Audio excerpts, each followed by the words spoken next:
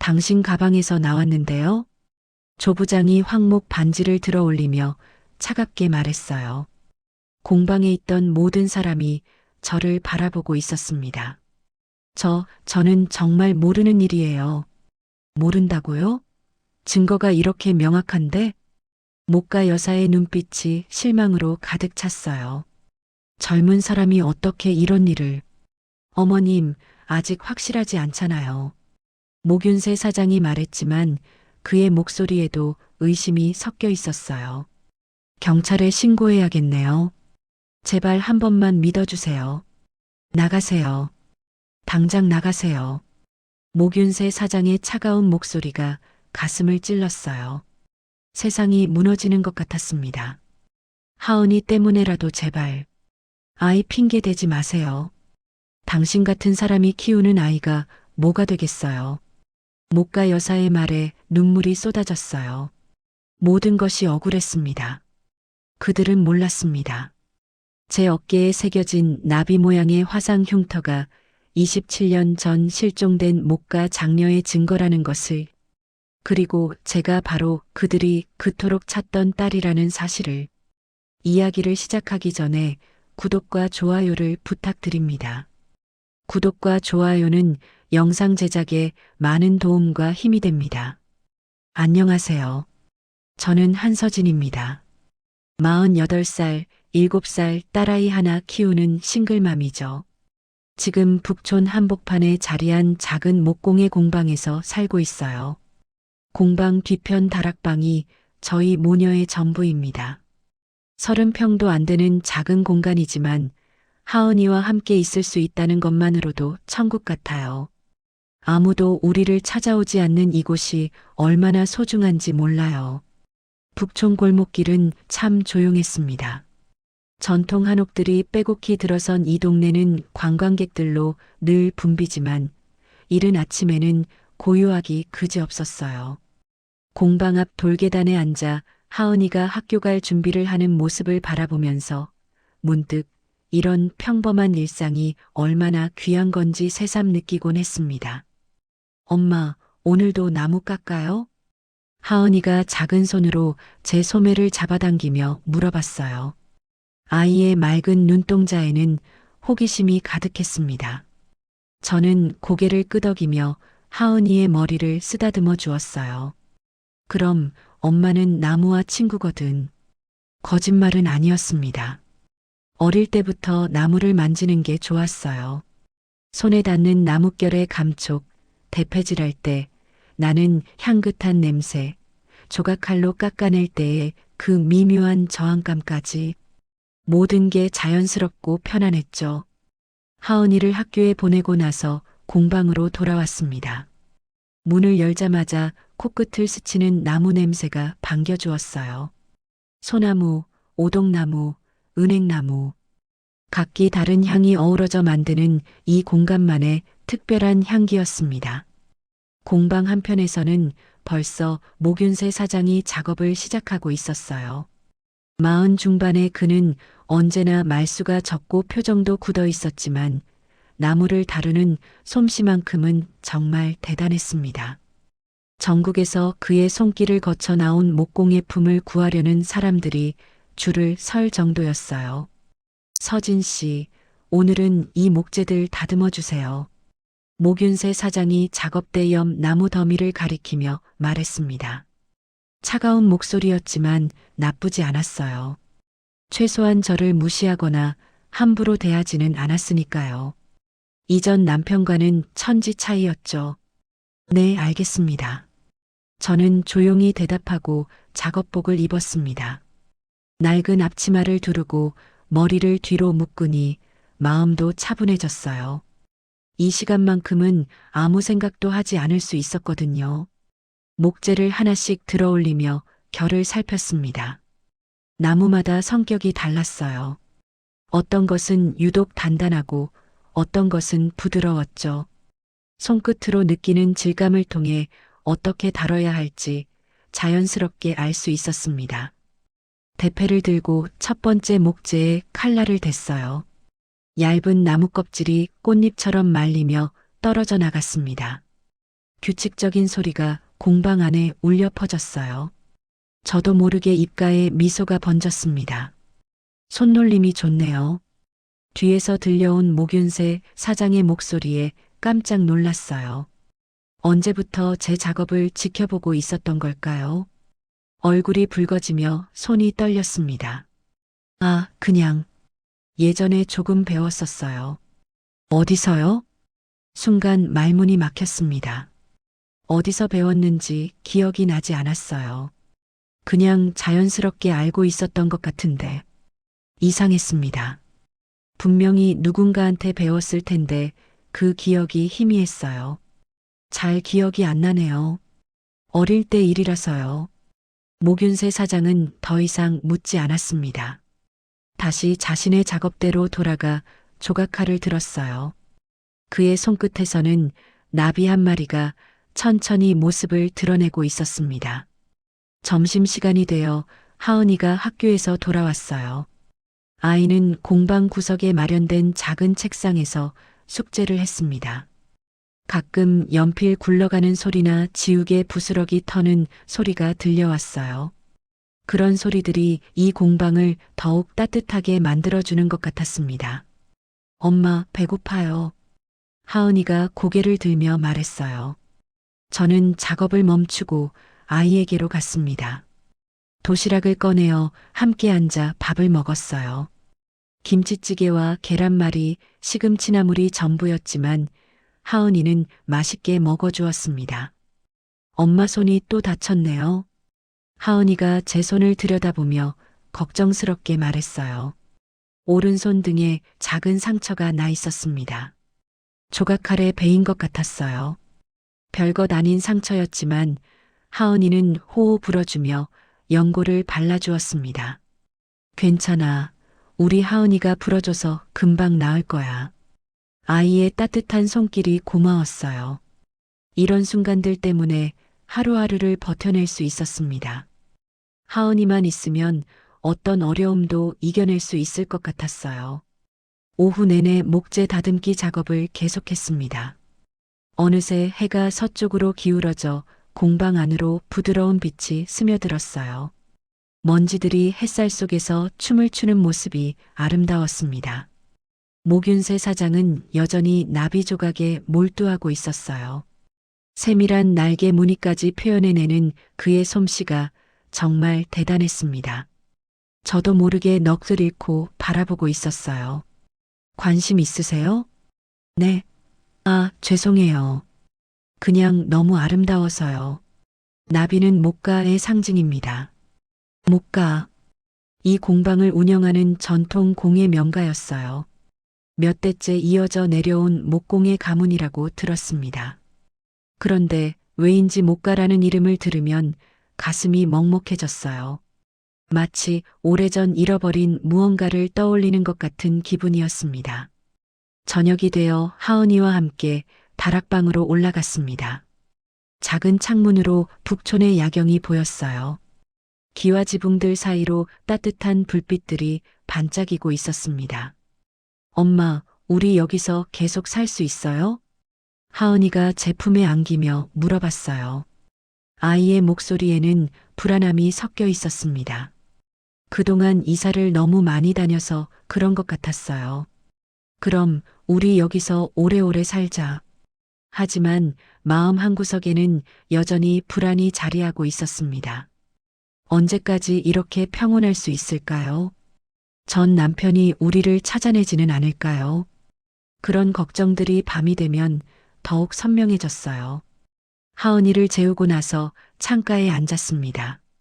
멀리서 들려오는 자동차 소리, 늦은 시간까지 불이 켜진 이웃집 창문들, 골목길을 지나는 사람들의 발소리까지 모든 게 새삼 소중하게 느껴졌어요. 문득 오늘 본 나비 조각이 떠올랐습니다. 목윤세 사장의 섬세한 손끝에서 태어난 그 아름다운 나비가 왜 그렇게 마음에 남는지 모르겠어요. 마치 어디선가 본 것 같은 기시감이 들었거든요. 그날도 평범한 하루였습니다. 아침 일찍 하은이를 학교에 보내고 공방으로 돌아와 작업을 시작했어요. 모균세 사장이 맡겨둔 목재들을 정리하다가 작은 나무 조각 하나가 눈에 띄었습니다. 손바닥만 한 크기의 은행나무 조각이었어요. 버리기엔 아까운 크기였습니다. 저도 모르게 그 조각을 집어들고 조각칼을 잡았어요. 무엇을 만들지 정하지도 않았는데 손이 저절로 움직였습니다. 나무 표면을 따라 칼끝이 미끄러져 갔어요. 얇은 나무 껍질이 떨어져 나가면서 부드러운 곡선이 드러났습니다. 나비의 몸통이었어요. 언제부터 나비를 조각하고 있었는지 스스로도 신기했습니다. 1시간여가 지나자 작은 나비 하나가 완성되었어요. 날개에 세밀한 무늬까지 정교하게 새겨져 있었습니다. 마치 지금이라도 날아오를 것 같은 생동감이 있었어요. 저 자신도 놀랄 만큼 아름다운 작품이었습니다. 어머, 이거 누가 만든 거예요? 뒤에서 들린 목소리에 깜짝 놀랐어요. 조 부장이었습니다. 48살의 그는 이 공방의 관리를 맡고 있었어요. 모균세 사장이 없을 때는 모든 일을 총괄하는 사람이었습니다. 아, 제가 만든 건데요. 이걸 서진 씨가요? 조 부장의 눈빛이 날카로워졌어요. 나비 조각을 이리저리 살피더니 의심스러운 표정을 지었습니다. 그의 시선이 불편해서 고개를 돌렸어요. 어디서 이런 걸 배우신 거죠? 그냥 혼자 터득한 거예요. 혼자 터득해서 이 정도가 나온다고요? 조 부장의 목소리에는 믿을 수 없다는 뉘앙스가 섞여 있었어요. 저는 어깨를 움츠리며 나비 조각을 도로 가져왔습니다. 왜 이렇게 따져 묻는지 이해할 수 없었어요. 실력이 보통이 아니네요. 모균세 사장님께서 따로 가르쳐 주신 건 아니고요? 아니에요. 사장님은 저한테 그런 걸 가르쳐 주신 적 없어요. 조 부장은 더 이상 말하지 않았습니다. 하지만 그의 표정에서 뭔가 석연치 않다는 기색이 역력했어요. 저는 나비 조각을 작업대 서랍에 넣어두고 다른 일을 했습니다. 점심시간이 되자 공방 직원들이 모여 앉아 밥을 먹었어요.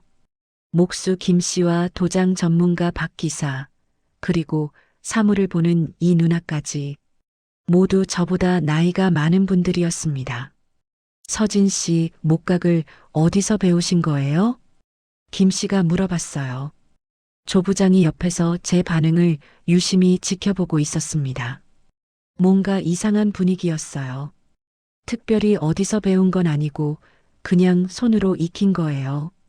그런데 오늘 만든 나비는 정말 수준급이던데요. 조 부장님이 그러시더라고요. 박 기사가 끼어들었습니다. 모든 사람의 시선이 저에게 집중되었어요. 갑자기 목이 메어와 밥이 넘어가지 않았습니다. 그냥 운이 좋았나 봐요. 운으로 그런 게 나와요? 설마 다른 곳에서 몰래 배우신 건 아니죠? 조 부장의 질문이 점점 날카로워졌어요. 마치 저를 몰아세우려는 것 같았습니다. 다른 직원들도 이상하다는 듯 저를 바라보고 있었어요. 정말 혼자 한 거예요. 왜 자꾸 그렇게 물어보세요? 이상해서 그래요. 목각은 하루 이틀에 늘 수 있는 게 아니거든요. 특히 나비 무늬는 더욱 어려운 건데. 조 부장의 말에 다른 사람들도 고개를 끄덕였습니다. 저는 점점 작아지는 기분이었어요.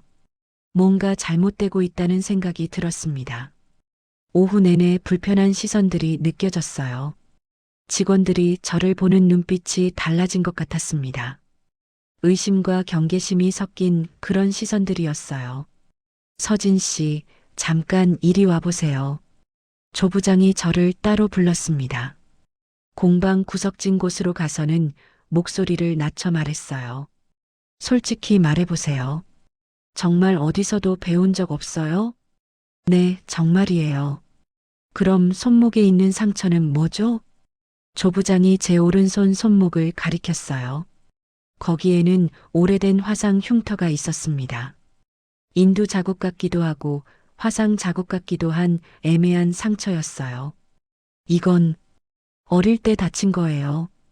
인두에 대인 자국 같은데요? 기억이 잘 안 나요. 조 부장의 눈빛이 더욱 날카로워졌어요. 마치 저의 모든 것을 파헤치려는 듯한 시선이었습니다.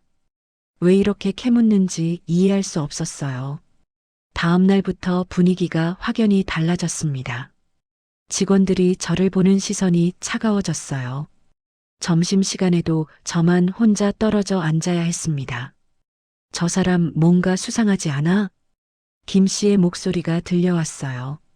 조 부장과 작은 목소리로 대화를 나누고 있었습니다. 그러게요.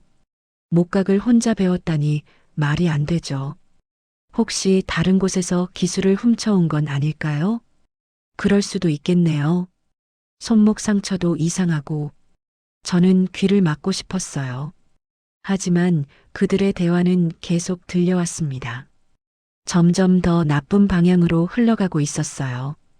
일주일이 지나자 상황은 더욱 악화되었습니다. 조 부장은 제가 하는 모든 일에 트집을 잡았어요. 조금이라도 실수를 하면 크게 야단을 쳤습니다. 서진 씨, 이게 뭐예요? 이런 식으로 일하려면 다른 곳에 가세요. 사소한 실수에도 호된 꾸중이 이어졌어요. 다른 직원들 앞에서 망신을 당하는 일이 잦아졌습니다. 저는 점점 위축되어 갔어요. 하은이도 제 변화를 눈치챘습니다. 아이는 걱정스러운 표정으로 저를 바라보곤 했어요. 엄마, 무슨 일 있어요? 아니야, 아무 일도 없어. 거짓말이었습니다. 매일매일이 고통스러웠어요. 공방에 나가는 것 자체가 두려워졌습니다. 하지만 다른 갈 곳이 없었어요. 어느 날 오후 조 부장이 또다시 저를 불렀습니다. 이번에는 목윤세 사장도 함께 있었어요. 서진 씨, 조 부장님이 말씀하시는데 목각 실력이 의심스럽다고 하네요. 목윤세 사장의 차분한 목소리였습니다. 하지만 그의 표정도 평소와 달랐어요. 뭔가 확신이 서지 않는다는 듯한 기색이었습니다. 사장님, 정말 아무 문제 없어요. 혹시 다른 곳에서 몰래 배운 기술을 여기서 사용하고 계신 건 아니죠? 조 부장이 끼어들었어요. 그의 목소리에는 확신에 찬 의심이 담겨 있었습니다. 아니에요. 정말 아니라고요. 그럼 증명해 보세요. 뭘 증명하라는 거예요? 지금 당장 여기서 똑같은 나비를 만들어 보세요. 할 수 있다면 말이죠. 조 부장이 나무 조각과 조각칼을 제 앞에 놓았어요. 모든 사람들이 저를 바라보고 있었습니다. 손이 떨렸어요. 조각칼을 들었지만 손이 움직여지지 않았습니다. 긴장과 스트레스 때문인지 평소처럼 자연스럽게 되지 않았어요. 얕은 상처만 몇 개 낼 뿐이었습니다. 역시 그랬군요. 조 부장이 만족스러운 표정을 지었어요. 마치 자신의 추측이 맞았다는 듯한 태도였습니다. 아니에요. 그냥 긴장해서 그런 거예요. 긴장? 실력이 있다면 긴장해도 어느 정도는 되어야 하는 거 아닌가요? 저는 말문이 막혔습니다. 어떻게 설명해야 할지 모르겠었어요. 분명히 제가 만든 건데 지금은 왜 안 되는지 스스로도 이해할 수 없었습니다. 그날 저녁 다락방에서 하은이와 함께 앉아 있었어요. 아이는 제 얼굴을 걱정스럽게 바라보고 있었습니다. 엄마, 우리 또 이사해야 해요? 하은이의 작은 목소리가 가슴을 찔렀어요. 아이는 이미 모든 것을 알고 있었던 것 같았습니다. 창밖으로 북촌의 야경이 보였어요. 따뜻했던 불빛들이 이제는 차갑게 느껴졌습니다. 이 평온한 일상이 언제까지 지속될 수 있을지 확신할 수 없었어요. 무언가 잘못되고 있었습니다. 단순한 오해나 질투가 아닌 것 같았어요. 조 부장의 눈빛에는 분명한 적의가 담겨 있었습니다. 마치 저를 이곳에서 쫓아내려는 의도가 있는 것 같았어요. 하지만 왜 그래야 하는지 이해할 수 없었습니다. 저는 아무것도 하지 않았는데 말이에요. 그저 열심히 일하고 하은이와 평범하게 살고 싶었을 뿐인데 왜 이런 일들이 벌어지는 걸까요? 불안한 마음으로 잠들었습니다. 꿈속에서는 계속 누군가가 저를 쫓아오고 있었어요. 얼굴은 보이지 않았지만 무서운 존재였습니다. 그리고 그 꿈에는 항상 나비가 나타났어요. 아름답지만 슬픈 나비가 말이죠. 한 달이 흐른 어느 월요일 아침, 목윤세 사장이 공방 직원들을 모두 불러 모았습니다. 평소와 달리 진중한 표정이었어요. 그의 옆에는 조 부장이 서 있었고 그 뒤로는 처음 보는 중년 여성이 있었습니다. 다음 달 15일이 저희 목가 첫째 딸의 27주기입니다. 목윤세 사장의 목소리가 공방 안에 울려 퍼졌어요. 첫째 딸이라니 처음 듣는 얘기였습니다. 다른 직원들도 조용히 귀를 기울이고 있었어요. 그래서 기념 전시회를 열기로 했습니다. 서울 전통공예관에서 일주일간 진행될 예정이에요. 뒤쪽에 서 있던 여성이 한 걸음 앞으로 나섰습니다. 단정한 한복을 입고 있었는데 품격이 느껴지는 분이었어요. 제가 전시 기획을 맡은 최 실장입니다. 목가의 전통과 역사를 알리는 뜻깊은 자리가 될 것입니다. 최 실장이 정중히 인사를 했어요. 그런데 조 부장의 표정이 묘하게 어두웠습니다. 뭔가 계획하고 있는 듯한 기색이었어요. 이번 전시의 메인 작품은 나비 시리즈입니다. 목윤세 사장이 계속 설명했어요. 나비라는 말에 저도 모르게 귀가 쫑긋해졌습니다. 실종된 첫째 딸이 생전에 가장 좋아했던 게 나비였거든요. 그래서 나비를 주제로 한 목각 작품들을 준비하려고 합니다. 조 부장이 슬쩍 저를 바라보며 말했어요. 그의 눈빛에는 아기가 담겨 있었습니다. 그런데 나비 조각은 워낙 까다로운 작업이라서 말이죠. 혹시 서진 씨가 한번 도전해 보시겠어요? 갑작스러운 제안에 당황했어요. 다른 직원들도 놀란 표정으로 저를 바라보았습니다. 저요? 네, 지난번에 나비 하나를 아주 멋지게 만드셨잖아요. 조 부장의 목소리는 친근했지만 그 속에 숨은 의도가 느껴졌어요. 이건 분명히 함정이었습니다. 재료는 최고급 흑단을 준비했습니다. 값이 무척 비싼 목재죠. 최 실장이 덧붙였어요. 흑단이라니 제가 다룰 수 있는 재료가 아니었습니다. 실수라도 하면 큰일 날 것 같았어요. 조 부장님, 그건 너무 무리인 것 같은데요. 목윤세 사장이 우려를 표했지만 조 부장은 고개를 저었어요. 괜찮습니다. 서진 씨 실력이면 충분히 할 수 있을 거예요. 안 그래요? 조 부장이 저를 빤히 바라보며 물어봤어요. 거절할 수 없는 분위기였습니다. 모든 사람들이 저를 지켜보고 있었어요. 해보겠습니다. 결국 고개를 끄덕일 수밖에 없었어요. 조 부장의 입가에 미묘한 미소가 떠올랐습니다. 그날 오후 흑단 목재가 도착했어요. 손바닥 크기의 작은 조각이었지만 무게감이 남달랐습니다. 검은색 결이 아름다웠지만 동시에 부담스럽기도 했어요. 조 부장이 제 옆으로 다가왔습니다. 다른 사람들은 모두 자리를 비운 상태였어요. 실패하면 어떻게 될지 아시죠? 네. 이 흑단 하나에 100만 원짜리예요. 망치면 변상해야 하고 당연히 여기서 나가셔야죠. 조 부장의 목소리가 차갑게 변했어요. 이제야 그의 진짜 의도를 알 것 같았습니다. 왜 저한테 이러세요? 별다른 이유는 없어요. 그냥 당신이 마음에 안 들 뿐이죠. 너무나 솔직한 대답이었어요. 조 부장은 더 이상 가식을 부리지 않았습니다.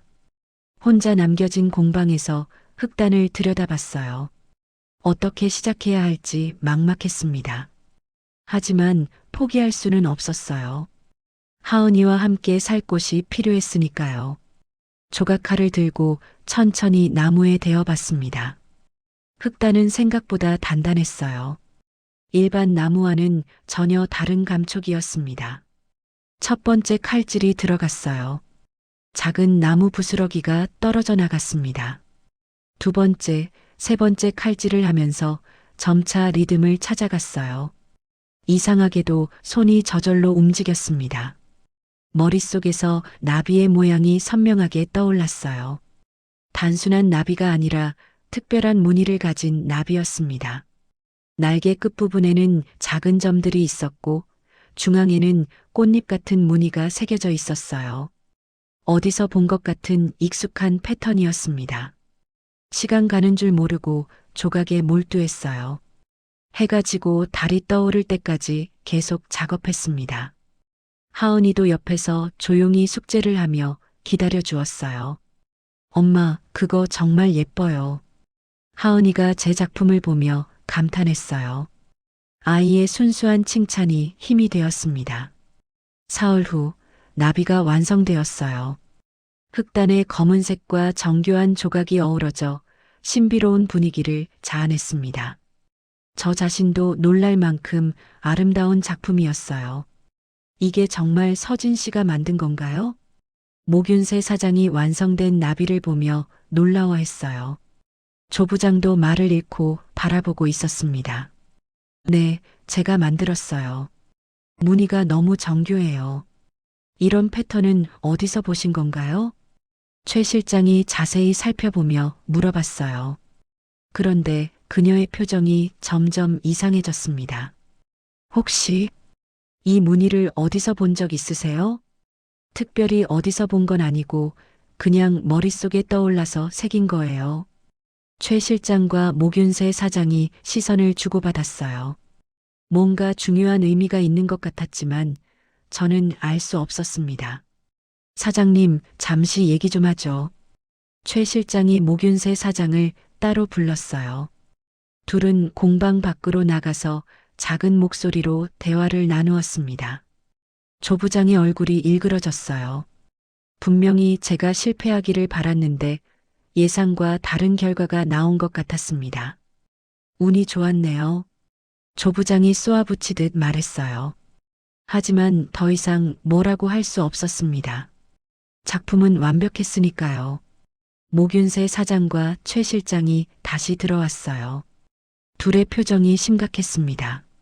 서진 씨, 혹시 어릴 때 기억이 없는 시기가 있나요? 갑작스러운 질문에 당황했어요. 왜 이런 걸 묻는 건지 이해할 수 없었습니다. 기억이요? 글쎄요, 잘 모르겠는데요. 7살 이전 기억은 어떠세요? 최 실장이 다시 물어봤어요. 생각해보니 정말 어릴 때 기억이 없었습니다.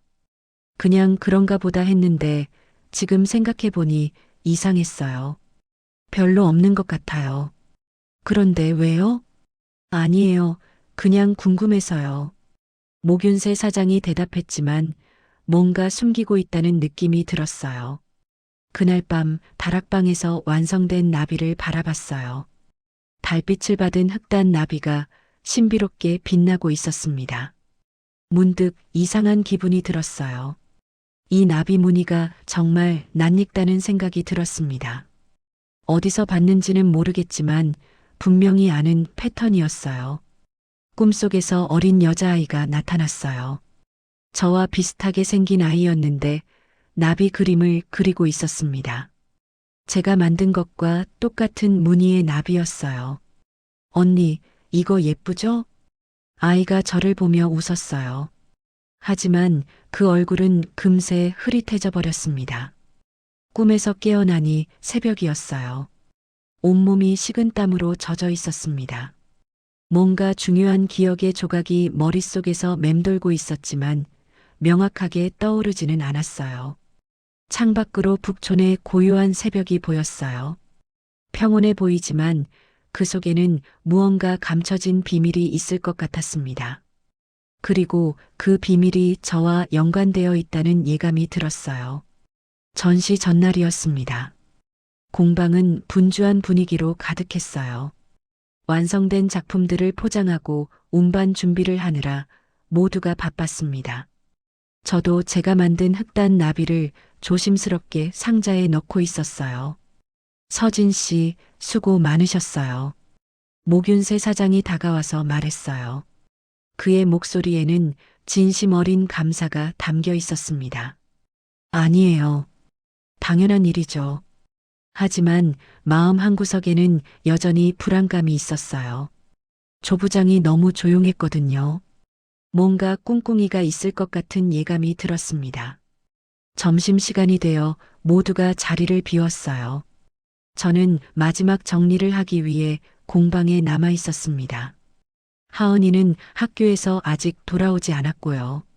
문득 뒤에서 발걸음 소리가 들렸어요. 조 부장이었습니다. 평소와 달리 수상한 표정을 짓고 있었어요. 모두 나갔나 보네요. 네, 점심 드시러 나가셨어요. 조 부장이 주변을 둘러보더니 제 작업대 쪽으로 왔어요. 그리고는 뭔가를 만지작거리기 시작했습니다. 뭐 하세요? 아, 그냥 정리 좀 도와주려고요. 하지만 그의 행동이 이상했어요. 정리를 하는 것 같지 않았습니다. 오히려 뭔가를 찾고 있는 것 같았어요. 10분 정도 지나서 다른 직원들이 돌아왔어요. 모균세 사장도 함께였습니다. 그런데 그들과 함께 처음 보는 중년 여성이 들어왔어요. 어머님, 이쪽입니다. 모균세 사장이 정중하게 안내했어요. 그 여성이 바로 목가의 어머니, 목가 여사였습니다. 우아하면서도 위엄이 느껴지는 분이었어요. 오랜만에 와보니 공방이 많이 달라졌네요. 목가 여사가 주변을 둘러보며 말했어요. 그녀의 시선이 저에게 머물렀습니다. 이분이 서진 씨군요. 나비 작품을 아름답게 만들었다고 들었어요. 안녕하세요. 저는 깍듯하게 인사를 드렸어요. 목가 여사는 따뜻하게 미소를 지어 주었습니다. 그런데 갑자기 조 부장이 큰 소리를 냈어요. 이게 어디 갔지? 뭘 찾으세요? 모균세 사장이 물어봤어요. 조 부장은 당황한 표정으로 여기저기를 뒤지고 있었습니다. 황목 반지가 없어졌어요. 분명히 여기 놓았는데. 황목 반지라는 말에 목가 여사의 표정이 변했어요. 심각한 기색이 역력했습니다. 황목 반지요? 그게 왜 여기에? 어머님께서 전시회에 같이 내놓으라고 하셔서 가져온 건데요. 조 부장이 설명했어요. 황목 반지는 목가의 소중한 유품이라고 했습니다. 다들 찾아보세요. 모균세 사장의 지시에 따라 모든 사람이 반지를 찾기 시작했어요. 저도 함께 찾았지만 어디에도 없었습니다. 혹시 누가 가져간 건 아닐까요? 김 씨가 조심스럽게 말했어요. 그 순간 공방 안이 정적에 휩싸였습니다. 설마 그럴 리가. 모균세 사장이 말을 흐렸어요. 하지만 모든 사람의 시선이 저에게 집중되고 있었습니다. 조 부장이 갑자기 제 가방을 가리켰어요. 혹시 가방 좀 확인해 봐도 될까요? 네. 제 가방요? 그냥 혹시나 해서요. 다른 분들 가방도 다 확인할 테니까요. 하지만 다른 사람들의 가방은 확인하지 않았어요. 오직 제 가방만 뒤지기 시작했습니다. 가방 안쪽 주머니에서 뭔가 반짝이는 것이 나왔어요. 황목으로 만든 작은 반지였습니다. 이게 뭐죠? 조 부장이 반지를 들어 올리며 말했어요. 모든 사람이 숨을 죽이고 바라보았습니다. 저는 모르는 일이에요. 모른다고요? 당신 가방에서 나왔는데요? 정말 모르겠어요. 제가 넣은 게 아니에요. 목가 여사의 표정이 차갑게 변했어요. 실망과 분노가 섞인 시선이었습니다. 젊은 사람이 어떻게 이런 일을. 어머님, 아직 확실하지 않잖아요. 모균세 사장이 말했지만 그의 목소리에도 확신이 없었어요. 누명이에요. 정말 저는 아무것도 하지 않았어요. 그럼 이 반지가 어떻게 당신 가방에 들어간 거죠? 조 부장이 따져 물었어요. 저는 대답할 수 없었습니다. 정말 모르는 일이었거든요. 아무래도 경찰에 신고해야겠네요. 목가 여사의 차가운 목소리가 공방을 얼어붙게 만들었어요. 경찰이라는 말에 온몸이 떨렸습니다. 잠깐만요. 제발 한 번만 믿어주세요. 믿어달라고요? 증거가 이렇게 명확한데요? 조 부장이 반지를 흔들며 말했어요. 그의 얼굴에는 만족스러운 표정이 떠올라 있었습니다. 나가세요. 모균세 사장이 조용히 말했어요. 그의 목소리는 차갑기 그지없었습니다. 사장님, 당장 나가세요. 다시는 여기 얼씬거리지 마세요. 세상이 무너지는 것 같았어요. 이 모든 게 꿈이었으면 좋겠다고 생각했습니다. 하지만 현실이었어요. 하은이 때문에라도 제발 아이 핑계 대지 마세요. 당신 같은 사람이 키우는 아이가 뭐가 되겠어요. 목가 여사의 말이 가슴을 찔렀어요. 하은이까지 모욕당한 기분이었습니다. 그때 공방문이 거칠게 열렸어요. 익숙한 목소리가 들려왔습니다. 여기 있었구나. 전 남편이었어요. 술에 취한 채로 들어왔습니다. 온몸이 얼어붙었어요. 김재호, 어떻게 여길? 찾는데 얼마나 고생했는지 알아? 빚쟁이들이 매일 들이닥쳐서 난리야. 재호가 제 팔을 거칠게 잡았어요. 술 냄새가 역했습니다. 나요. 사람들이 보고 있잖아요. 뭐, 사람들이 본다고? 내가 무슨 대단한 사람이야? 재호가 큰 소리로 웃었어요. 공방에 있던 모든 사람이 상황을 지켜보고 있었습니다. 우리 하은이는 어디 있어? 아빠가 보고 싶어서 왔는데. 하은이는 당신과 상관없어요. 상관없다고? 내 딸인데? 재호의 목소리가 점점 커졌어요. 목가 여사와 모균세 사장이 불편한 표정을 지었습니다. 역시 그런 사람이었군요. 목가 여사가 혀를 찼어요. 마치 모든 게 예상 범위 아니었다는 듯한 반응이었습니다. 당장 나가세요. 둘 다. 모균세 사장이 단호하게 말했어요. 재호는 여전히 제 팔을 잡고 있었습니다. 가자, 서진아. 여기서 뭐 하는 거야? 안 가요. 절대 안 가. 하지만 재호의 힘이 더 셌어요. 억지로 끌려나갈 뻔했습니다. 도와주세요. 목가 여사와 모균세 사장을 바라보며 애원했어요. 하지만 그들은 차가운 시선만 보낼 뿐이었습니다. 도둑과 술주정뱅이 부부. 어울리네요. 조 부장의 비아냥거리는 소리가 들렸어요. 모든 사람이 저를 손가락질하고 있는 것 같았습니다. 제발, 한 번만. 가자고 했잖아. 재호가 더 세게 팔을 잡아당겼어요. 아팠지만 소리낼 수도 없었습니다. 그때 하은이가 학교에서 돌아왔어요. 아이는 상황을 보고 얼어붙었습니다. 엄마. 하은이의 떨리는 목소리가 가슴을 찢었어요. 아이 앞에서 이런 모습을 보여주고 싶지 않았는데. 하은아, 아빠야. 재호가 아이에게 손을 내밀었어요. 하은이는 무서워서 제 뒤로 숨었습니다. 까지 않을 거예요. 마지막 힘을 다해 재호의 손을 뿌리쳤어요. 그리고 하은이를 안고 공방 밖으로 뛰어나갔습니다. 어디로 도망가려고 해? 재호가 뒤따라왔지만 저는 멈추지 않았어요. 하은이와 함께 골목길로 사라졌습니다. 북촌 한복판에서 발걸음을 멈췄어요. 숨이 차올랐고 다리에 힘이 빠졌습니다. 하은이가 제 얼굴을 걱정스럽게 바라보고 있었어요. 엄마, 괜찮아요? 아이의 순수한 눈빛에 눈물이 쏟아졌어요. 모든 게 억울하고 분했습니다. 괜찮아, 우리 하은이. 엄마가 다 해결할 거야. 하지만 어떻게 해결해야 할지 막막했어요. 갈 곳도 없고 의지할 사람도 없었습니다. 그날 밤 모텔 작은 방에서 하은이와 함께 있었어요. 아이는 지쳐서 잠들어 있었고 저는 창밖을 바라보고 있었습니다. 조 부장의 계략이었다는 걸 알고 있었어요. 하지만 증명할 방법이 없었습니다. 그리고 설사 증명한다고 해도 누가 믿어줄까요? 분노와 절망이 가슴속에서 끓어올랐어요. 하지만 포기할 수는 없었습니다. 하은이를 지켜야 했으니까요. 다시 일어서야 해. 혼자서 다짐했어요. 넘어졌다고 끝이 아니었습니다.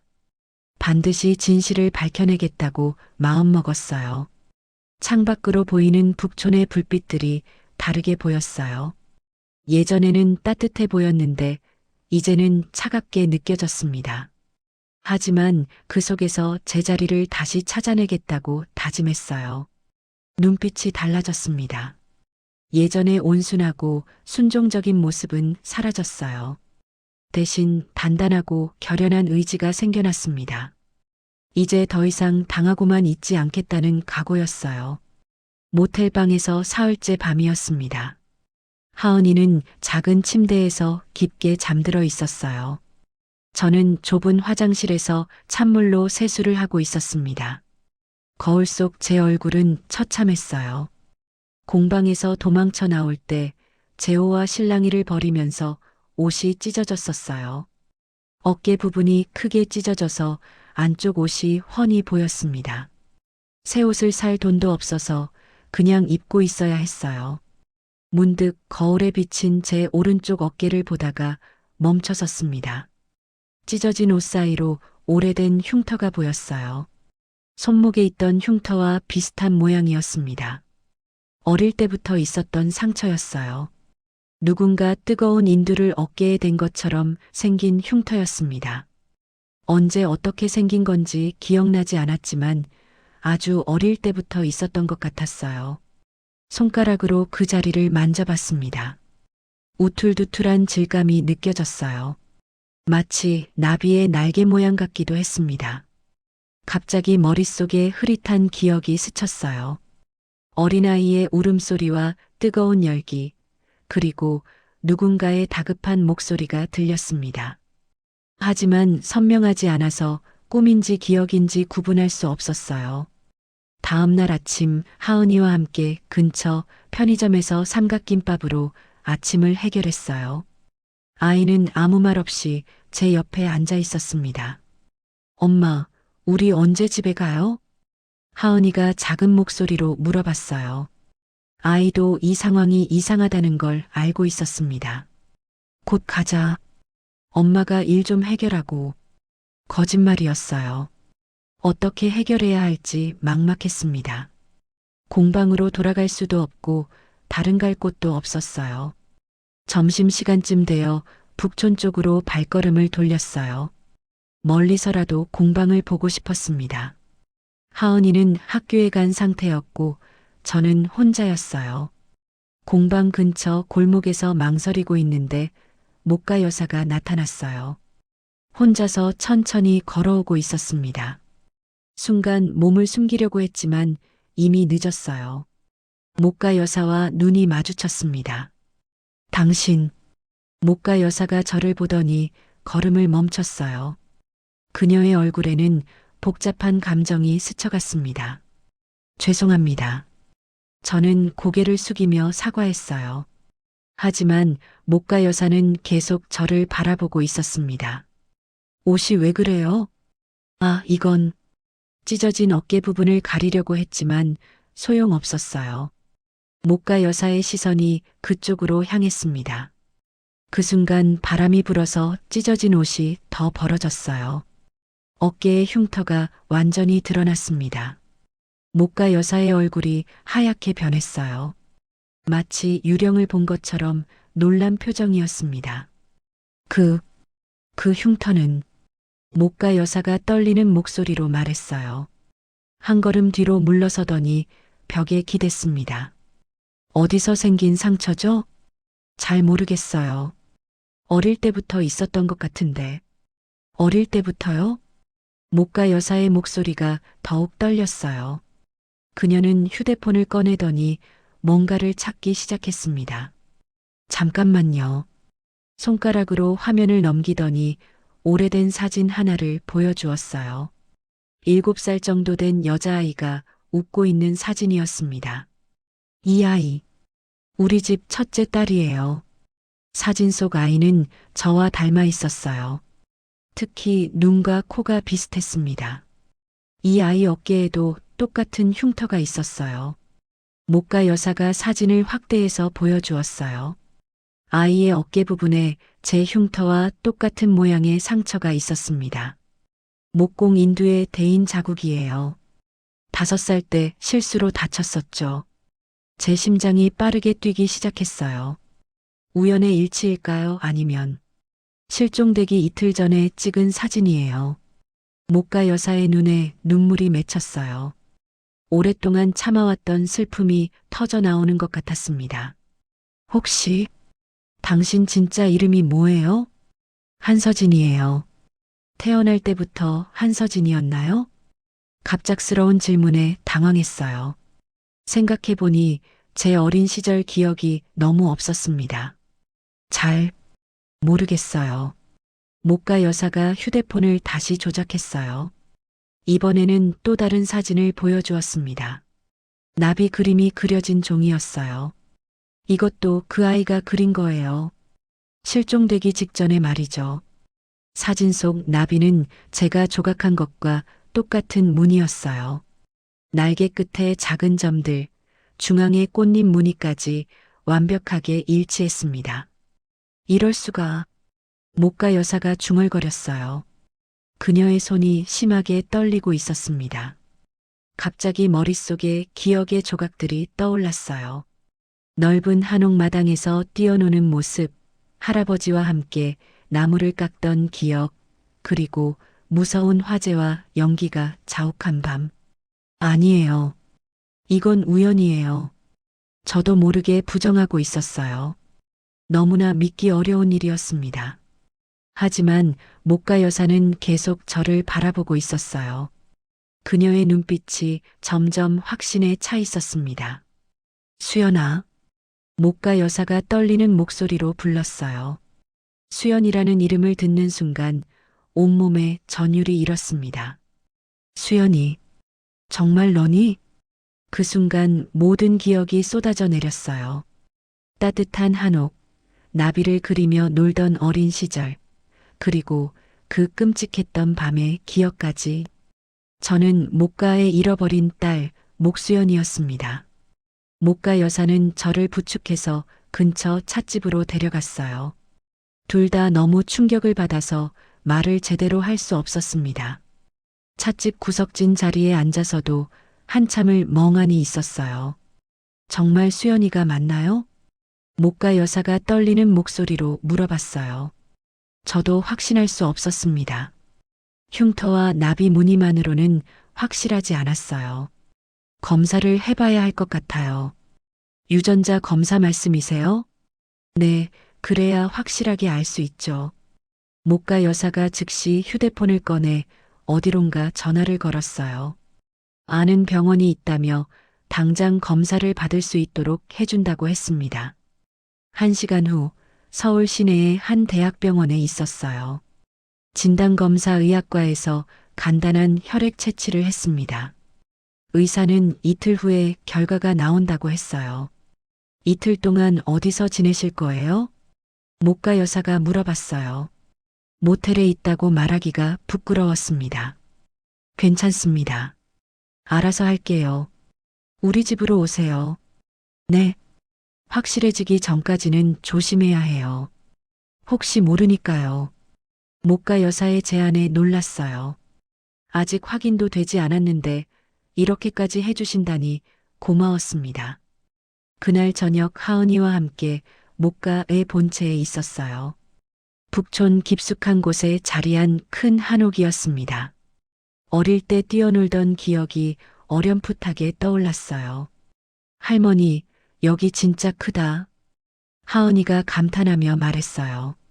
목가 여사는 하은이를 무척 예뻐해 주었습니다. 하은아, 할머니가 맛있는 것 해줄게. 정말요? 와. 아이는 금세 목가 여사와 친해졌어요. 오랫동안 손자를 그리워했던 목가 여사에게는 하은이가 천사 같았을 것입니다. 목윤세 사장도 저녁에 집으로 돌아왔어요. 어머니로부터 상황을 전해 들었는지 저를 다르게 바라보았습니다. 혹시 정말 수연이라면 아직 확실하지 않잖아요. 하지만 흉터와 나비 무늬는 설명이 안 돼요. 모균세 사장도 반신반의하는 표정이었어요. 27년 만에 나타난 여동생이라니 믿기 어려운 일이었겠죠. 이틀 후 검사 결과를 받으러 병원에 갔어요. 목가 여사와 모균세 사장이 함께했습니다. 의사가 결과지를 보여주며 설명했어요. 모자관계 확률이 99.99%입니다. 짧지만 확실한 말이었어요. 목가 여사는 그 자리에서 울음을 터뜨렸습니다. 수연아, 우리 수연이 27년 만에 재회였어요. 목가 여사는 저를 꽉 안아주었습니다. 모균세 사장도 눈물을 글썽였어요. 여동생, 정말 살아 돌아왔구나. 저도 눈물이 쏟아졌어요. 잃어버렸던 가족을 찾았다는 기쁨과 27년간의 혼란스러운 삶에 대한 슬픔이 뒤섞였습니다. 병원에서 나와 목가로 돌아가는 길이었어요. 이제는 정말 집으로 돌아가는 것이었습니다. 차 안에서 목가 여사가 말했어요. 조 부장에게는 아직 얘기하지 마세요. 왜요? 뭔가 수상해요. 당신을 그렇게 미워할 이유가 없었는데. 모균세 사장도 고개를 끄덕였어요. 조 부장의 행동이 너무 의도적이었다는 것입니다. 먼저 우리끼리 상황을 정리하고 나서 공개하죠. 다음 날 아침 목가 여사는 저를 서재로 불렀어요. 벽에는 목가의 계보와 역사가 적힌 족보가 걸려 있었습니다. 여기 봐요, 수연아. 족보에는 제 이름이 적혀 있었어요. 목수연 1977년생, 1984년 실종이라고 되어 있었습니다. 실종 당시 7살이었어요. 화재가 났었는데 목가 여사가 그날의 기억을 들려주었어요. 공방에서 화재가 발생했고 그 혼란 중에 제가 사라졌다는 것이었습니다. 온 가족이 찾아다녔어요. 경찰도 수소문했지만 흔적을 찾을 수 없었어요. 그럼 저는 어떻게?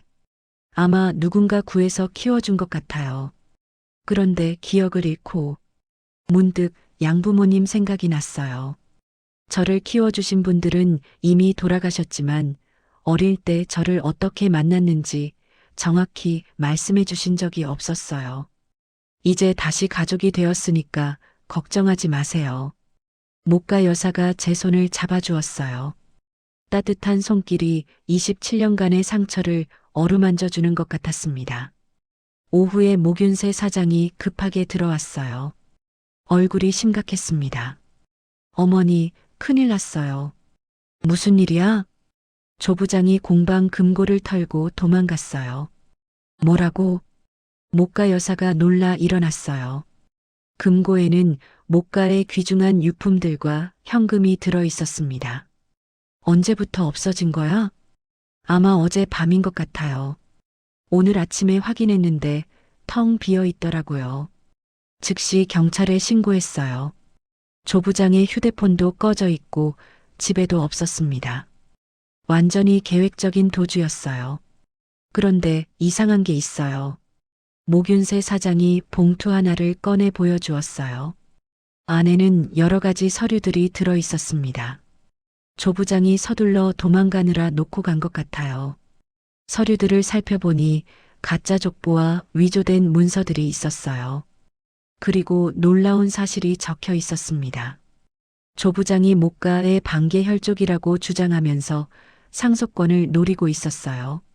상속권? 네, 수연이가 없으니까 자신이 유일한 후계자라고 우기려던 것 같아요. 그래서 저를 그렇게 미워했던 것이었어요. 제가 진짜 목수연이라는 걸 눈치챘던 것 같습니다. 황목 반지 사건도 조 부장이 꾸민 거겠네요. 분명히 그럴 거예요. 모균세 사장이 서류들을 더 뒤적이더니 또 다른 문서를 발견했어요. 이걸 보세요. 그 문서에는 저의 과거 신상 정보가 적혀 있었어요. 양부모님의 정보까지 상세하게 조사한 흔적이 있었습니다. 언제부터 저를 감시했던 거예요? 아마 공방에 들어온 첫날부터일 거예요. 손놀림을 보고 의심했나 보네요. 그때 문득 전 남편 김재호가 어떻게 제가 있는 곳을 찾았는지 궁금해졌어요. 혹시 재호도 조부장이? 그럴 가능성이 높아요. 모균세 사장이 고개를 끄덕였어요. 모든 것이 조부장의 계략이었던 것 같았습니다. 이틀 후 경찰에서 연락이 왔어요. 조부장을 검거했다는 소식이었습니다. 인천공항에서 출국하려다가 잡혔어요. 형사가 설명해 주었어요. 조부장은 훔친 유품들을 해외로 밀반출하려고 했던 것 같습니다. 그리고 김재호도 같이 체포했어요. 재호도요? 네, 조부장과 공모해서 부인을 협박한 혐의입니다. 알고 보니 조부장이 재호에게 돈을 주고 저를 괴롭히라고 시켰던 것이었어요. 재호의 빚도 조부장이 알선해서 만든 가짜 빚이었습니다. 사문서 위조, 무고, 절도, 협박 등 여러 혐의로 구속할 예정이에요. 경찰서를 나오면서 홀가분한 기분이 들었어요. 그동안 저를 괴롭혔던 모든 것들이 조부장의 계략이었다는 사실이 밝혀진 것입니다. 목가사와 모균세 사장도 안도의 표정을 지었어요. 이제 정말 끝난 거네요. 네, 수연이가 집으로 돌아온 거죠. 목가 여사가 제 손을 꽉 잡아주었어요. 27년간의 기다림이 끝난 순간이었습니다. 공방으로 돌아가는 길에 예전 직원들을 만났어요. 김 씨와 박 기사, 이 누나까지 모두들 미안하다며 사과했습니다. 정말 몰랐어요. 조 부장이 우리를 속인 거였네요. 괜찮아요. 저도 이해해요. 이제 와서 원망해봐야 소용없었어요. 중요한 건 진실이 밝혀졌다는 것이었습니다. 공방에 들어서니 예전과 같은 나무 냄새가 반겨주었어요. 하지만 이제는 다른 의미였습니다. 이곳이 제가 어릴 때 뛰어놀던 곳이었고 할아버지와 함께 목공예를 배웠던 곳이었어요. 제 작업대도 그대로 있었어요. 서랍을 열어보니 제가 만들었던 흑단 나비가 그대로 있었습니다. 이제 진짜 집으로 온 거네요. 모균세 사장이 말했어요. 오빠라고 불러야 할 그가 어색하면서도 반가웠습니다. 네, 집으로 돌아왔어요. 창밖으로 북촌의 풍경이 보였어요. 예전에는 낯선 곳이었는데 이제는 정말 고향 같았습니다. 하은이도 새로운 환경에 금세 적응했어요. 목가 여사를 할머니라고 부르며 따랐고 모균세 사장도 삼촌이라고 불렀습니다. 조 부장이 체포된 소식은 곧 공방 전체에 퍼졌어요. 직원들은 충격을 받았지만 동시에 안도감을 느꼈습니다. 그동안 조 부장의 횡포에 시달렸던 사람들이 많았거든요. 저녁에 가족들과 함께 식사를 하면서 목가 여사가 말했어요. 이제 정식으로 기일 전시회를 열어야겠어요. 기일 전시회요? 실종된 딸을 추모하는 전시가 아니라 돌아온 딸을 축하하는 전시로 말이에요. 모균세 사장도 좋은 생각이라며 동의했어요. 그리고 저도 이제 당당하게 목가의 일원으로서 전시에 참여할 수 있게 되었습니다. 그날 밤 어릴 때 살았던 제 방에서 잠을 잤어요. 27년 만에 돌아온 방이었지만 익숙한 느낌이 들었습니다. 하은이도 옆에서 편안하게 잠들어 있었어요. 이제 더 이상 도망 다니지 않아도 되었습니다. 진짜 가족을 찾았으니까요. 창밖으로 보이는 북촌의 밤하늘에는 별들이 반짝이고 있었어요. 마치 27년 전 어린 시절을 축복해주는 것 같았습니다. 조 부장의 계략으로 고통받았던 날들이 이제는 나쁜 꿈처럼 느껴졌어요. 진실은 결국 드러나게 되어 있었습니다. 목가 대문 앞에 환영합니다라는 현수막이 걸려 있었어요. 목가 여사가 직접 준비하신 것이었습니다. 27년 만에 돌아온 딸을 위한 특별한 현수막이었어요. 이제 정말 집으로 온 거구나. 문 앞에서 멈춰서서 현수막을 바라봤어요. 가슴이 벅차올랐습니다. 누군가 저를 이렇게까지 환영해 준 적이 없었거든요. 목가 여사가 대문을 열고 나오셨어요. 환한 미소를 지으며 저와 하은이를 맞아주었습니다. 우리 수연이 하은이 왔구나. 할머니, 하은이가 먼저 달려가서 목가 여사를 안았어요. 목가 여사는 아이를 들어 올리며 뺨에 뽀뽀를 해주었습니다. 우리 하은이 많이 컸네. 할머니가 맛있는 거 많이 해놨어. 정말요? 뭐 해놨어요? 하은이가 좋아하는 갈비찜이랑 계란말이. 목가 여사가 하은이의 취향을 벌써 파악하고 계셨어요. 며칠 사이에 정말 할머니가 되신 것 같았습니다. 집 안으로 들어가니 목윤세 오빠가 기다리고 있었어요. 아직 오빠라고 부르는 게 어색했지만 점차 익숙해질 것 같았어요. 수연아, 어서 와. 네, 오빠. 거실 한쪽에는 큰 상자들이 놓여 있었어요. 목가 여사가 설명해 주셨습니다. 내가 실종된 후에 찾으려고 모았던 자료들이야. 상자를 열어보니 수많은 서류와 사진들이 들어 있었어요. 실종자 신고서부터 시작해서 찾아다녔던 기록들이 빼곡히 정리되어 있었습니다. 이 많은 걸 다 보관하고 계셨어요? 하나도 버릴 수 없었어. 언젠가는 돌아올 거라고 믿었거든. 목가 여사의 목소리가 떨렸어요. 27년간의 기다림이 얼마나 힘들었을지 짐작할 수 있었습니다. 사진들 중에는 어린 저의 모습이 많이 있었어요. 돌잔치 때부터 실종 직전까지의 모든 순간들이 기록되어 있었습니다. 이 사진은 실종되기 하루 전에 찍은 거야. 사진 속에 저는 한복을 입고 나비 그림을 그리고 있었어요. 바로 제가 조각으로 만들었던 그 나비 무늬였습니다. 할아버지가 목각을 가르쳐 주고 계셨구나. 맞아. 아버지는 수연이를 무척 예뻐하셨어. 특히 손재주가 뛰어나다고 자랑하셨지. 그래서 제가 나무 다루는 것을 자연스럽게 알고 있었던 것이었어요. 어릴 때부터 배웠던 기술이 몸에 남아 있었던 것입니다. 또 다른 상자에서는 전단지들이 나왔어요. 실종아동을 찾습니다라는 제목으로 만든 전단지였습니다. 온 서울에 이걸 붙이고 다녔어. 목윤세 오빠가 말했어요. 그의 목소리에도 감정이 섞여 있었습니다. 매주 경찰서에 가서 소식을 물어봤고 실종아동 센터에도 계속 연락했어요.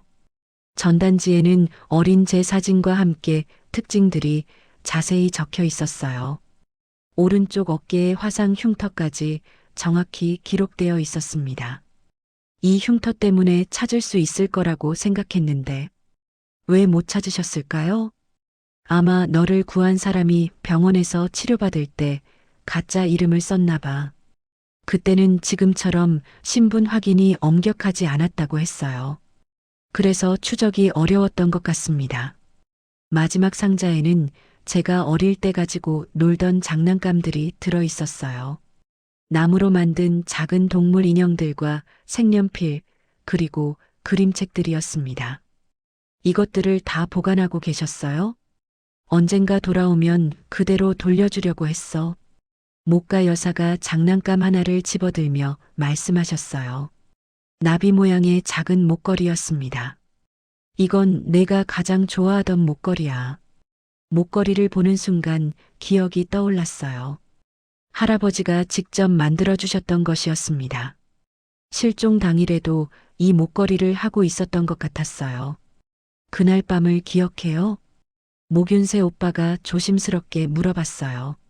화재가 난 그날 밤 말이었습니다. 조금씩 기억나기 시작해요. 정말 그랬어요. 가족을 찾고 나니까 봉인되어 있던 기억들이 하나씩 돌아오고 있었습니다. 공방에 불이 났는데 연기가 너무 심해서 아무것도 보이지 않았어요. 맞아. 우리는 모두 밖으로 피했는데 내가 보이지 않더라.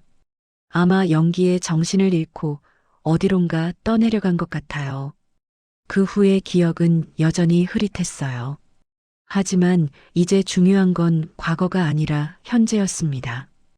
이제 다시 가족이 되었으니까 과거는 잊어버려요. 목가 여사가 저를 끌어안아 주셨어요.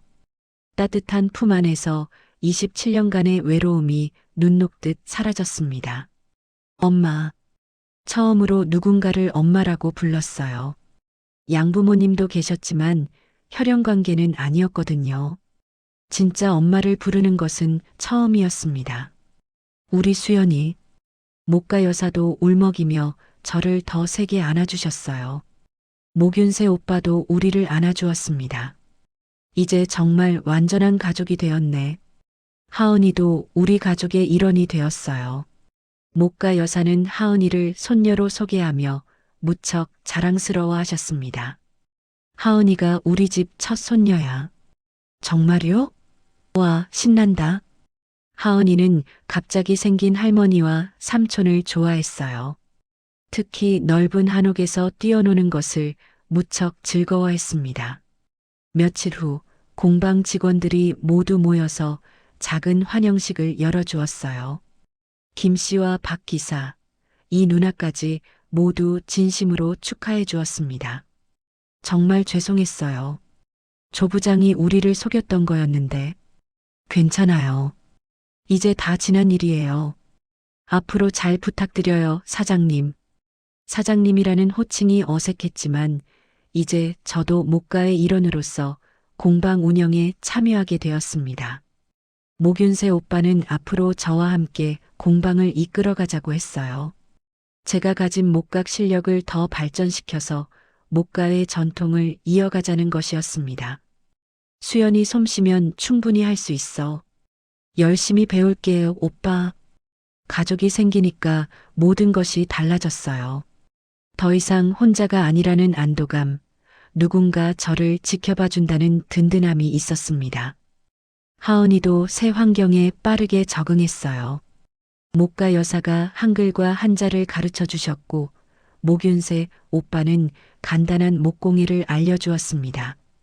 할머니, 저도 엄마처럼 나비 만들 수 있어요? 그럼 우리 하은이도 금세 잘할 거야. 목가 여사는 하은이를 무척 예뻐하셨어요. 27년 동안 그리워했던 딸과 손녀를 한꺼번에 얻으신 것이었습니다. 저녁 식사 시간이면 온 가족이 모여 앉았어요. 오랫동안 비어있던 식탁이 다시 생기를 찾았습니다. 수연아, 내일부터 공방 일 시작해 볼래? 네, 좋아요. 처음에는 간단한 것부터 시작하자. 몸이 기억을 되찾을 때까지. 목윤세 오빠의 배려가 고마웠어요. 급하게 모든 것을 하려고 하지 않고 천천히 적응할 수 있게 도와주었습니다. 그날 밤 제 방에서 목가 가문의 역사책을 읽었어요. 몇백 년을 이어온 목공의 명가의 전통이 어떻게 시작되었는지, 어떤 작품들을 만들어 왔는지 자세히 나와 있었습니다. 이제 저도 그 전통의 일부가 되었어요. 27년간 떨어져 있었지만 결국 제자리로 돌아온 것입니다. 창밖으로 북촌의 고요한 밤이 보였어요. 더 이상 외롭지 않았습니다. 가족이 있는 집, 돌아갈 곳이 있다는 것이 얼마나 소중한지 새삼 깨달았어요. 하은이가 옆에서 편안하게 잠들어 있었어요. 이제 아이도 안정된 환경에서 자랄 수 있게 되었습니다. 모든 것이 새로운 시작이었어요. 과거의 아픔들은 잊고 앞으로 만들어갈 새로운 추억들을 생각하니 가슴이 설레었습니다. 목가에 잃어버린 딸이 마침내 집으로 돌아왔습니다. 27년이라는 긴 시간이 걸렸지만 결국 가족은 다시 만날 수 있었어요. 6개월이 흘렀습니다. 목가 공방은 완전히 달라진 모습이었어요. 예전의 어둡고 무거운 분위기 대신 밝고 따뜻한 기운이 가득했습니다. 공방 입구에는 새로운 간판이 걸려 있었어요. 목가 전통공예 재단이라는 글씨가 단아하게 새겨져 있었습니다. 저는 이제 목수연이라는 본래 이름을 되찾았고 재단의 이사장을 맡게 되었어요. 수연 이사장님, 오늘 방문 예정이신 분들이 도착하셨어요. 이 누나가 정중하게 알려주었어요. 오늘은 특별한 손님들이 오는 날이었습니다. 공방 문이 열리며 여러 명의 여성들이 들어왔어요. 모두 저와 비슷한 처지를 겪었던 분들이었습니다. 가정폭력을 당하거나 경제적 어려움에 처한 분들이었어요. 안녕하세요. 목수연입니다. 안녕하세요. 어색해하는 분들을 보며 저도 처음 이곳에 왔을 때가 생각났어요. 무서워하고 위축되어 있던 그때의 제 모습과 똑같았습니다. 여기서 목공예를 배우시면서 새로운 시작을 하실 수 있어요. 재단에서는 어려운 처지의 여성들에게 기술을 가르쳐주고 일자리도 제공했습니다. 저처럼 다시 일어설 수 있도록 도와주는 것이었어요. 처음엔 어렵겠지만 금세 익숙해지실 거예요. 한 분 한 분에게 인사를 드리며 작업대를 안내해 드렸어요. 목가 여사와 목윤세 오빠도 함께 도와주셨습니다. 점심시간에는 모두 함께 모여 앉아 식사를 했어요. 예전에는 조부장 때문에 분위기가 어땠는데 이제는 웃음소리가 끊이지 않았습니다. 수연 씨, 정말 대단해요. 이런 재단을 만드시다니. 저도 도움을 받았던 사람이에요. 이제 다른 분들을 도와드리고 싶어서요. 하은이도 방과 후에는 공방에 와서 숙제를 했어요. 아이는 이제 완전히 이곳을 자기 집처럼 여겼습니다. 엄마, 저도 나비 만들어 봐도 돼요? 그럼 우리 하은이도 해보자. 하은이에게 작은 조각칼을 주고 나무 다루는 법을 가르쳐 주었어요. 아이는 금세 요령을 터득했습니다. 와, 엄마처럼 잘해요. 목가 여사가 하은이를 칭찬해 주셨어요. 할머니의 사랑을 받으며 자라는 하은이는 예전보다 훨씬 밝아졌습니다. 저녁이 되어 공방 문을 닫고 가족들과 함께 집으로 돌아갔어요. 목가 본체의 마루에 앉아 차를 마시며 하루를 정리하는 시간이었습니다. 수연아, 오늘 작품 하나 완성했다며? 목윤세 오빠가 물어봤어요. 저는 오늘 특별한 작품을 만들고 있었거든요. 네, 보여드릴게요. 방에서 작품을 가져왔어요. 흑단으로 만든 나비였는데 예전과는 다른 무늬가 새겨져 있었습니다. 이건 새로운 패턴이네. 네, 과거의 나비가 아니라 미래의 나비예요. 날개에는 희망과 꿈을 상징하는 무늬들이 섬세하게 새겨져 있었어요. 더 이상 슬픈 기억이 아니라 새로운 시작을 의미하는 나비였습니다. 정말 아름답다. 목가 여사가 감탄하며 말씀하셨어요. 그리고 저를 바라보시는 눈빛이 따뜻했습니다. 우리 수연이가 진짜 장인이 되었구나. 장인이라는 말을 들으니 가슴이 벅찼어요. 어릴 때 할아버지의 뒤를 이어 목공예를 배우겠다고 했던 꿈이 이루어진 것 같았습니다. 밤이 깊어 하은이를 재우고 나서 혼자 공방으로 나왔어요. 조용한 공방에서 달빛을 받으며 작업하는 시간이 좋았습니다. 새로운 나비 무늬를 스케치하면서 지난 시간들을 떠올렸어요. 고통스럽고 힘들었던 순간들이 모두 지금의 저를 만든 소중한 경험이었습니다. 문득 어깨의 흉터를 만져봤어요. 예전에는 부끄러웠던 상처였는데 이제는 제 정체성의 일부가 되었습니다. 창문으로 스며드는 달빛이 흉터 위에 부드럽게 내려앉았어요. 마치 상처를 어루만져 주는 것 같았습니다. 조각칼을 들고 새로운 나비의 날개를 조심스럽게 다듬었어요. 이 나비는 절망에서 희망으로, 어둠에서 빛으로 날아오르는 나비였습니다. 이제 진짜 내 삶을 시작할게요. 혼자서 조용히 중얼거렸어요. 27년 만에 찾은 진짜 가족, 새로 시작한 일, 그리고 다른 사람들을 도울 수 있게 된 기쁨까지 모든 것이 새로웠고 소중했습니다. 다음 날 아침 공방에 나가니 직원들이 벌써 와서 준비를 하고 있었어요. 김 씨와 박 기사도 예전과는 완전히 다른 표정으로 일을 하고 있었습니다. 이사장님, 오늘도 좋은 하루 되세요. 네, 모두 수고하세요. 재단에서 교육을 받는 분들도 하나씩 도착했어요. 처음에는 어색해했던 분들이 이제는 웃으며 인사를 건네주었습니다. 선생님, 어제 연습한 거 보여드릴게요. 한 분이 밤새 만든 작은 목각 인형을 보여주었어요. 서툴렀지만 정성이 가득 담긴 작품이었습니다. 정말 잘 만드셨네요. 금세 실력이 늘었어요. 칭찬을 들은 그분의 얼굴에 환한 미소가 피어났어요. 저도 덩달아 기분이 좋아졌습니다. 하루 종일 함께 나무를 깎고 새기면서 각자의 이야기를 나누었어요. 모두들 힘들었던 과거가 있었지만 이제는 새로운 희망을 품고 있었습니다. 저녁 무렵 공방 정리를 마치고 가족들과 함께 마루에 앉았어요.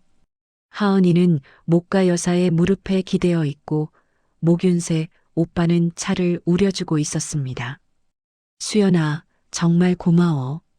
목가 여사가 갑자기 말씀하셨어요. 뭐가요, 어머니? 내가 돌아와서 우리 집이 다시 살아났어. 그리고 좋은 일도 많이 하고. 저야말로 고마워요. 가족을 찾게 해주셔서. 창밖으로 북촌의 석양이 보였어요. 붉은 햇살이 기와 지붕들을 따뜻하게 물들이고 있었습니다. 이제 더 이상 두렵지 않았어요. 사랑하는 가족이 있고 의미 있는 일이 있고 함께할 사람들이 있었으니까요.